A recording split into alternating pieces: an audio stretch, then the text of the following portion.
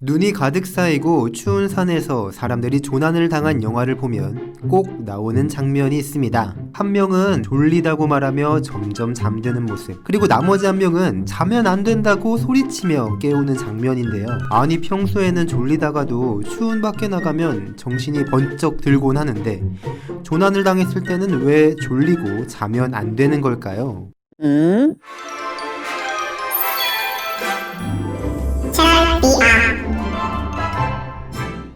조난을 당하고 추운 환경에 장시간 노출되면 체온이 내려가고 추위를 느끼게 됩니다.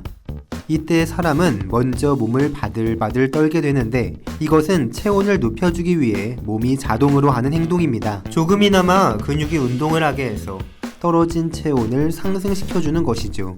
그런데 이것은 임시 방편일 뿐, 큰 떨림이 지속되면 오히려 땀구멍이 커지고 체온의 외부 유출은 더 심해지게 됩니다. 결국 몸은 서서히 저체온 상태에 빠지게 됩니다. 체온이 35도 이하로 내려가면 본격적인 저체온 상태에 들어가는데요. 신체는 온도 조절 기능을 상실해 혼자 힘으로는 정상 체온으로 돌아가기 힘들어집니다. 그럼에도 신체는 체온을 높이기 위해 계속해서 몸을 떨게 합니다. 이때 떨림이 가장 심한데 사실상 몸이 혼자서 할 수 있는 마지막 발악인 셈입니다. 체내에서는 혈액 공급 시스템이 서서히 무너지는데요. 추우면 혈관이 수축되고 혈압이 높아져 심장이나 뇌에 혈액이 제대로 공급되지 않게 되기 때문입니다. 체온이 32도 이하로 내려가면 신체는 더 이상 떨림도 일어나지 않습니다. 체내 혈액순환이 제대로 안 되면서 몸을 떨게 해주던 근육의 기능도 저하됐기 때문이죠. 근육 기능의 저하로 신체의 운동 자체의 기능이 저하되고 뇌로 가야 하는 혈액도 제대로 공급이 안 돼 정신이 멍해지고 무기력증이 몰려옵니다. 박대기 기자 나오세요. 박대기 기자. 상황이 악화되면서 점점 졸려지는데 졸리다고 표현을 할 뿐 사실상 정신을 잃고 있는 중인 겁니다.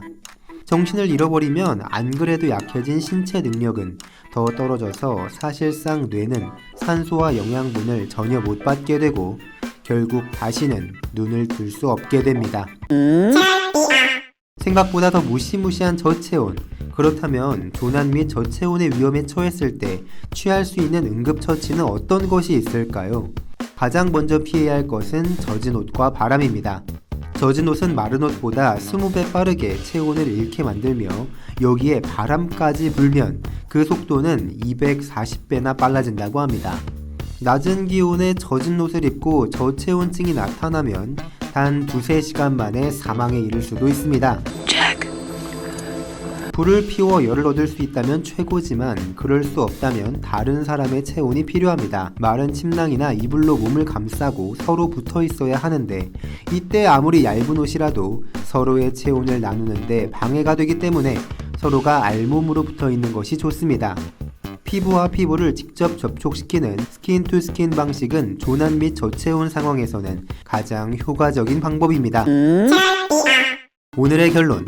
추운 환경에 조난을 당했을 때 잠이 오는 이유는 신체가 저체온증에 빠졌기 때문이다.